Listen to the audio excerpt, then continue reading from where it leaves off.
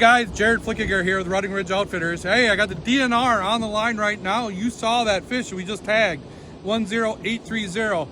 I got Joe here. He's a senior fish biologist. He's going to tell us a little bit about that fish. Joe, what do you got?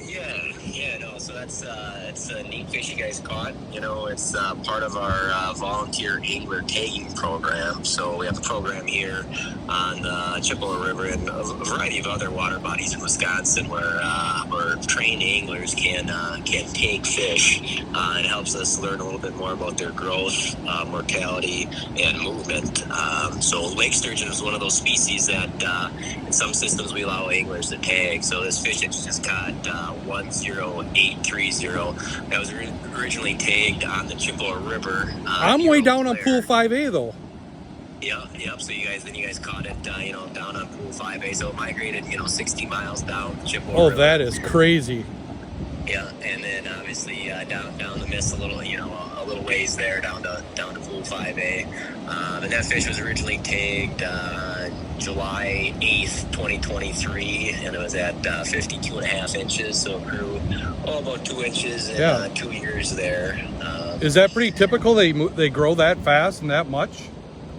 2 inch, about an inch a year for a fish that size, depending on sex. That's about average, I would say. You get some of these older fish, they get real difficult, real tough to age. We just did get a angler harvest of a fish that was originally tagged in 2008, actually on Pool 3 on the Mississippi, and that fish was harvested on the Eau Claire, on the Chippewa River this fall. And that fish was originally tagged in 2008 at 27 inches, and that fish was then harvested at 60 and 60.5 inches. That is crazy. So they really do move around. These dams have no effect on their migration or anything they do in the fall. Yeah, so the dams on the Mississippi, when they're open, they can go through, basically go through the dams or the locks on the dams, right? So we do see a lot of movement down the Mississippi, especially if the water's high. But like on the Chippewa River system, we see those fish obviously go over dams on the Chippewa River system, but they can't get back up the dams. They like to go over the dams during high water events. And we see a lot of downstream movement of those fish.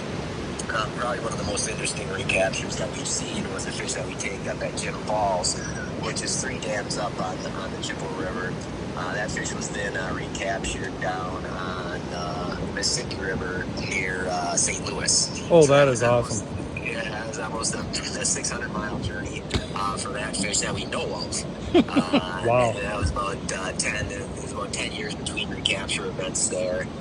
Then the Missouri Department of Conservation, they put an acoustic tag in, which is a different type of tag where you can kind of track the movement of those fish as it crosses a receiver. Then, the tag number and date and time gets recorded. And that fish actually traveled, it was about 280 miles up the Missouri River. So that fish is definitely on the move. Oh, awesome. Well, it sounds like they move quite a bit, and that knowledge is real helpful. And I thank you for coming on and doing this with us. And we got another bite going on here, so we're gonna let you go, and just send me an email with that information, and I surely appreciate it, Joe.